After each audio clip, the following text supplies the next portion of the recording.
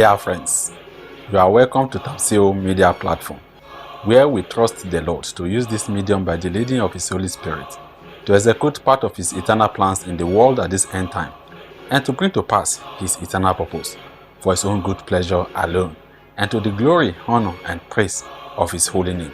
Today on this platform, we are trusting the Lord to continue the discussion of the topic titled Understanding the Antichrist. That is, knowing the true identity of the Antichrist, which is otherwise known in Islam as the Al-Dajjal, and in Christendom as the man of sin, the lawless one, the son of perdition, and so on and so forth. And by the special grace of God today, we hope the Lord will use this medium to conclude the discussions on episode 7 of the topic, which centers on unraveling the mysteries and myths about the Antichrist. And in the course of this episode 7, we are grateful to the Lord God Almighty, who has used the last 25 broadcasts of this episode 7 to explain some of the mysteries and debunk some of the myths about the Antichrist. Let's trust the Lord to particularly use today's broadcast to harness and summarize the various insights discussed in the course of the expositions on this episode 7, with a view towards laying the foundational premise for the next episode of this topic, that is episode 8. And in doing so, let's trust the Lord to remind you that in episode 7a, you were told that given the scriptural fact that the Christ is a spirit being, as can be confirmed from 1 Corinthians chapter 15 verse 45 and Quran chapter 4 verse 171 among others, and the fact that the term Antichrist is a compound word derived from the term Christ, it can be reliably inferred that, contrary to the popular belief that the Antichrist is or will be a physical human being, in reality, the Antichrist is a spirit being, that is, a non-physical being which cannot be seen with the physical eyes. And in episode 7b, you were told that even though the Antichrist is a spirit being, it was variously described in the Bible and in the Islamic hadiths as a man. The rationale behind this was explained in that broadcast to be that the description of the Antichrist as a man is to show the earthy material with which the Antichrist was made from, which is a material that cannot perpetually dwell with God in heaven. And secondly, just as the physical man, which is a male gender, is the husband in any marriage relationship, that is the same way the Antichrist, as the spiritual man who is married to the soul of man, is the husband to the soul of man. Several scriptures such as Romans chapter 7 verse 4, Romans chapter 6 verse 4, and Genesis chapter 2 verse 23 to verse 24 were used to buttress these facts. In episode 7c, the Lord explained some of the implications of the spiritual marital relationship between the soul of man as the wife and the Antichrist as the husband, in that any man whose soul is married to the Antichrist is one and inseparable person with the Antichrist, and thus meaning that such man must submit, honor, and obey the Antichrist, and that such man is bound to remain under the control of the Antichrist until it pleases the Lord to put the Antichrist to death in the soul of such man. All of these implications were explained using the scriptures such as 1 Peter chapter 3 verse 6, Ephesians chapter 5 verse 23, and Genesis chapter 3 verse 24 among others. And in episode 7d, it was explained using the scriptures such as Psalm 104 line 26 and Quran chapter 35 verse 10 to establish the fact that the Antichrist was created by God and it is being used by him as a vessel to execute part of his eternal plan and for his own good pleasure alone. And when we got to episode 7e, the Lord revealed the present dwelling place of the Antichrist to be the soul of man, using various scriptures such as 2 Thessalonians chapter 2 verse 4, Job chapter 41 verse 1 and verse 31, and Isaiah chapter 27 verse 1 among others as supporting scriptural evidences. In episode 7f, you were told that the place of origin of the Antichrist, that is, the place from which the Antichrist was created, is the ground, sometimes called the earth, located outside the Garden of Eden, but towards the east of the Garden of Eden. This was based on the in-depth analysis of scriptures such as Ezekiel chapter 28 verse 2 and Genesis chapter 3 verse 23 to 24 among others. And in episode 7g, the Lord expounded that the lake of fire and brimstone is the final dwelling place of the Antichrist, as can be confirmed from Revelation chapter 19 verse 20. Thus, At the conclusion of the broadcast on episode 7G, the Lord has exposed the past, that is, the former dwelling place of the Antichrist, the present dwelling place of the Antichrist, as well as the future dwelling place of the Antichrist. Praise the Lord. And moving on with the explanation of the mysteries and the myths about the Antichrist, the Lord used episode 7H to commence the discussions on the structural description of the Antichrist as a man by explaining what the long and thick hair of the Antichrist connotes as a man, in that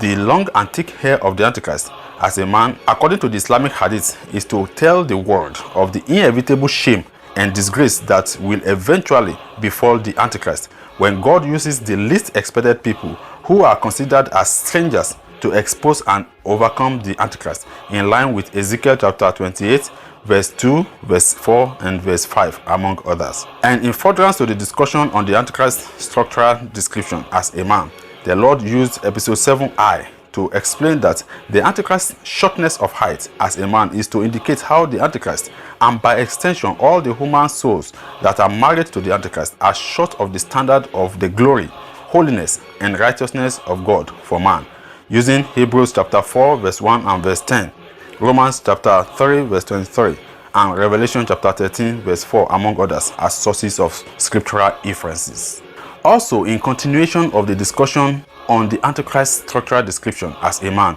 episode 7J was used by the Lord God Almighty to explain the spiritual meaning of the Antichrist's two eyes, with one of them defective as a man, in that the Antichrist's good and bad eyes represent the tree of knowledge of good and evil, which leads man to sin, as was demonstrated by the first man, Adam, and his wife in Genesis chapter 2 verse 9 and verse 16 to verse 17, and Genesis chapter 3 verse 12 to 13, among others. And to conclude the explanation on the structural description of the Antichrist as a man, the Lord used episode 7K to explain that the description of the Antichrist as a red-complexioned man with pigeon toe is to portray the Antichrist as the man of sin, in line with 2 Thessalonians chapter 2 verse 3. And as a pigeon-toed man, the Antichrist is deceptive in his ways. And shifting the focus of the exposition from the structural description of the Antichrist as a man to the structural description of the Antichrist as a beast, the Lord used episode 7L to explain that the Antichrist is scripturally described as a beast, to indicate that just like the beast or wild animal that do not stay in the house with man, that is the same way the Antichrist as a beast is a creature that cannot dwell together with him, that is the Lord God Almighty, in his heavenly kingdom. Various scriptures were used to explain this truth, among which are Genesis chapter 3 verse 1, Revelation chapter 3 verse 1, and Isaiah chapter 27 verse 1, among others. And in the next broadcast to this, that is in episode 7M, the Lord explained what it means for the Antichrist to be referred to as a crooked and piercing serpent, in that using scriptures like 2 Thessalonians chapter 2 verse 9 to 11, Revelation chapter 13 verse 16, Hebrews chapter 13 verse 8, and Numbers chapter 21 verse 6 and verse 8 to 9, you were told that the description of the Antichrist as a crooked and piercing serpent is to indicate how deceptive and misleading the Antichrist's activities are, and how the Antichrist forces its lie into the soul of man. And moving on to episode 7N, the Lord explained the evolution of the Antichrist's heads as a beast, as well as the fact that the Antichrist's heads are interpreted to be mountains and kings in Revelation chapter 17 verse 9 to 10.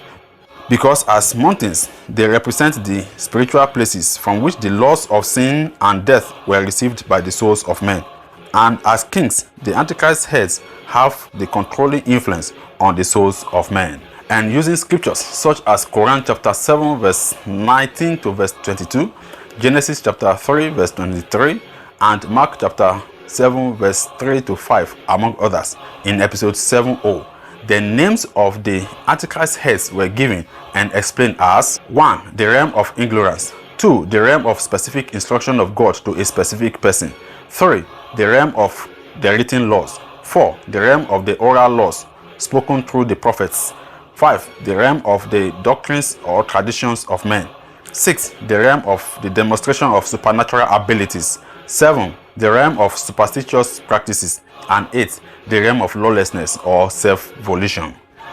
And it pleased the Lord to use the next broadcast, that is episode 7p, to explain the mystery of the Antichrist's wounded head by revealing that the wounded head of the Antichrist is the fifth head identified to be the realm of the traditions and doctrines of men, and that this head was said to have been wounded by the sword in Revelation chapter 13 verse 14, in which the sword is identified as the Christ through a systematic analysis of Ephesians chapter 6 verse 17, John chapter 1 verse 14, and Quran chapter 4 verse 157, among others. Thus meaning that the wounded head of the Antichrist connotes how the realm of the traditions of men was severely threatened by the presence and activities of Jesus the Christ. And in continuation of the discussions on the structural description of the Antichrist as a beast, the Lord used episode 7q to reveal and explain, based on Daniel chapter 12 verse 4,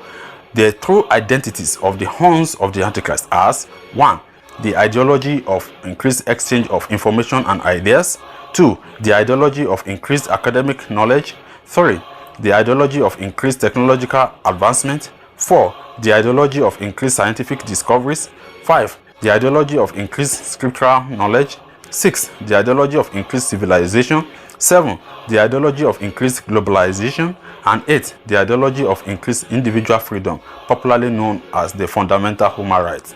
And in episode 7r, it was explained to you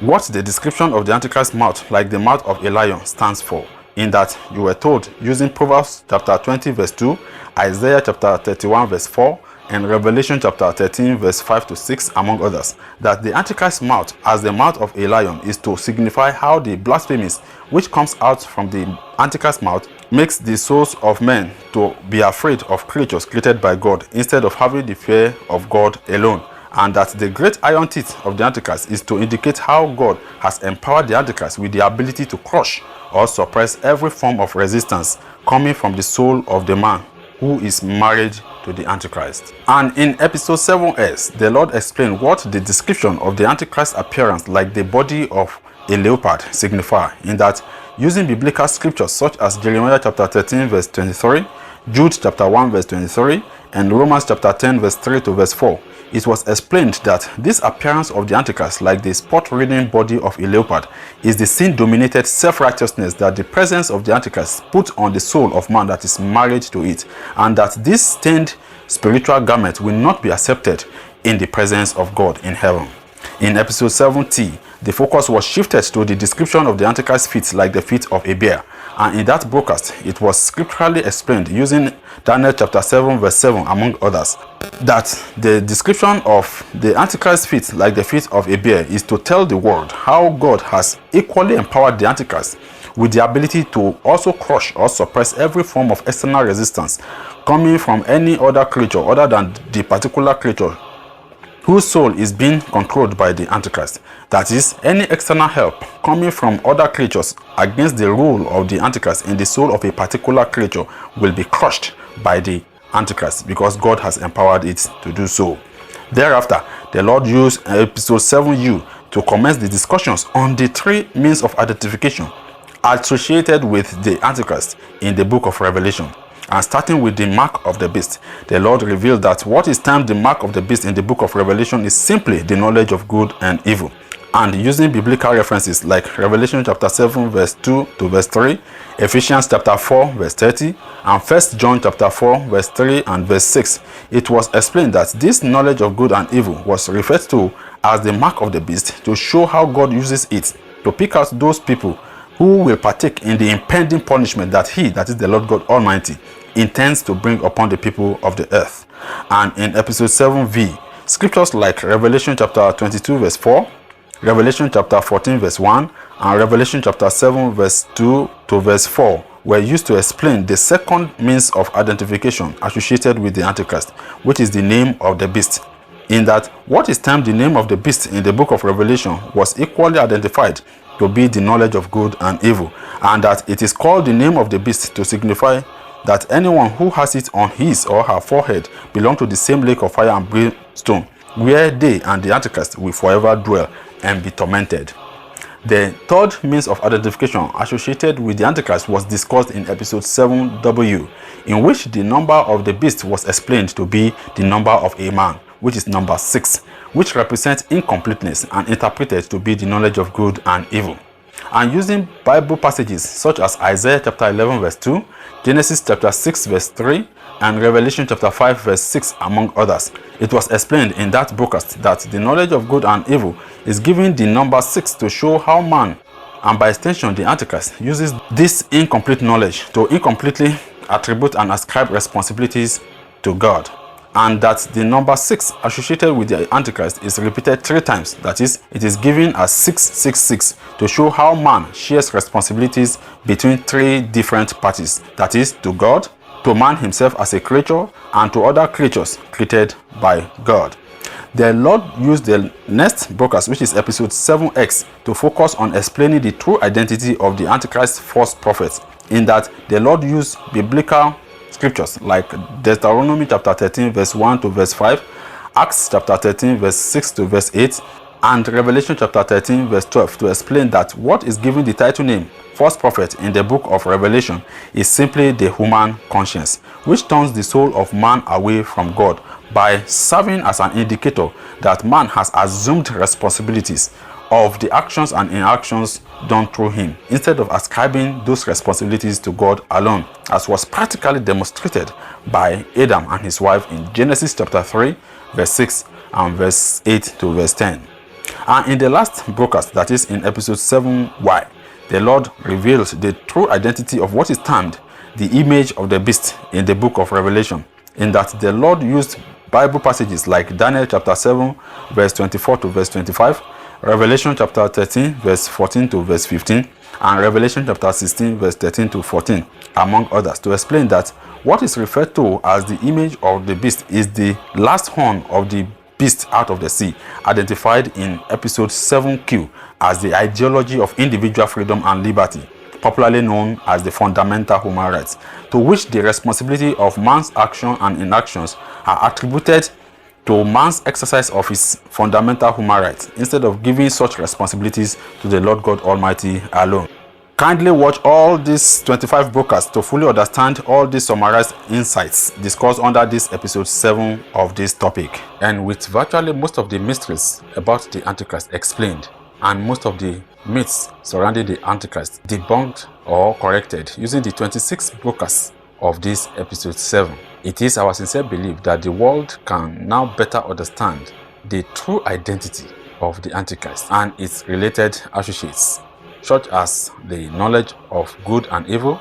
the false prophets, and the image of the beast, among others.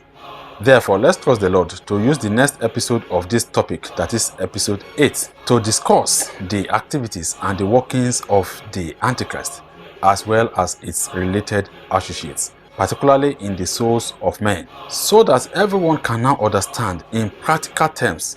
the workings of the Antichrist and its associates, as well as their presumed activities, that is, the workings that are erroneously believed to be attributed to the Antichrist and its related associates. And for the sake of easy comprehension, we are believing the Lord to begin the episode by considering and examining the composite parts of a human being, both from the scriptural and the biological points of view, that is, both from the spiritual and the physical points of view.